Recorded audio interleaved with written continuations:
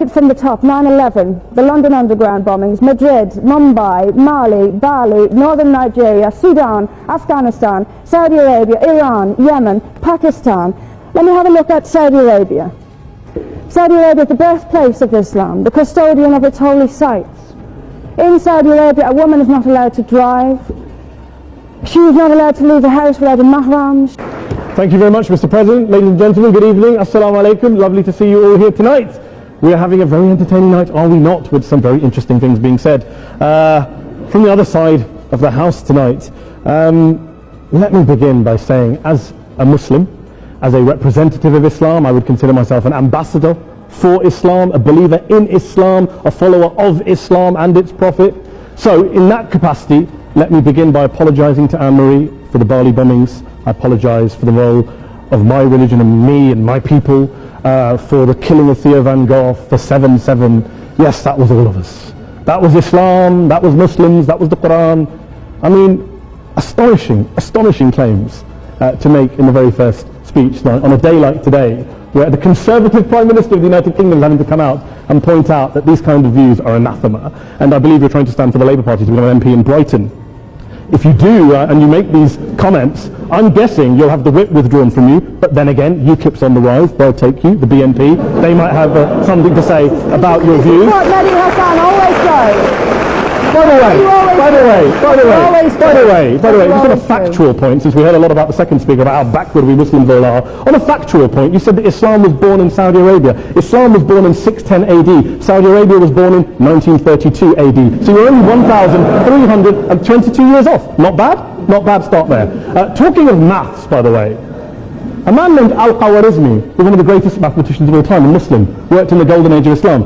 He's the guy who came up with not just algebra, but algorithms. Without algorithms, you wouldn't have laptops. Without laptops, Daniel Johnson tonight wouldn't have been able to print out his speech in which he came to berate us Muslims for holding back the advance and intellectual achievements of the West, which all happened without any contribution from anyone else other than the Judeo-Christian people of Europe. In fact, Daniel David Levering, the author of the Pulitzer Prize-winning historian and author of The Golden Crucible, points out that there would be no Renaissance, there would be no Reformation in Europe without the role played by Ibn Sina and Ibn Rushd and some of the great Muslim theologians, philosophers, scientists in bringing Greek texts to Europe.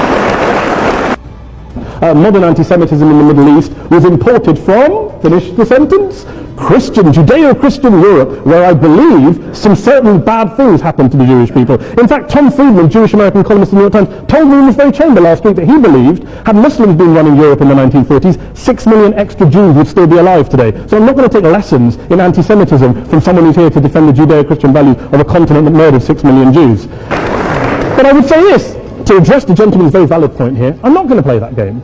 I don't actually believe that Christianity is a religion of violence and hate because of what the LRA does in Uganda or what Crusaders did to Jews and Muslims in Jerusalem when they took back the city in the 12th or 13th or whatever century it was.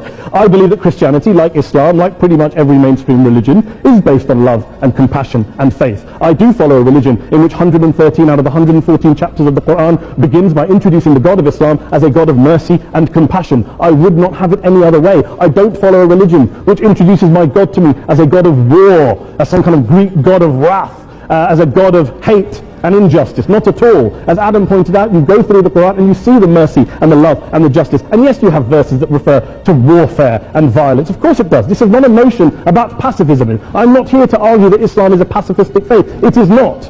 Islam allows military action, violence in certain limited contexts. And yes, a minority of Muslims do take it out of that context. But is it religious? We talked about Woolwich. Daniel and Anne-Marie have suggested that it's definitely religion that's behind all of this. Well, actually,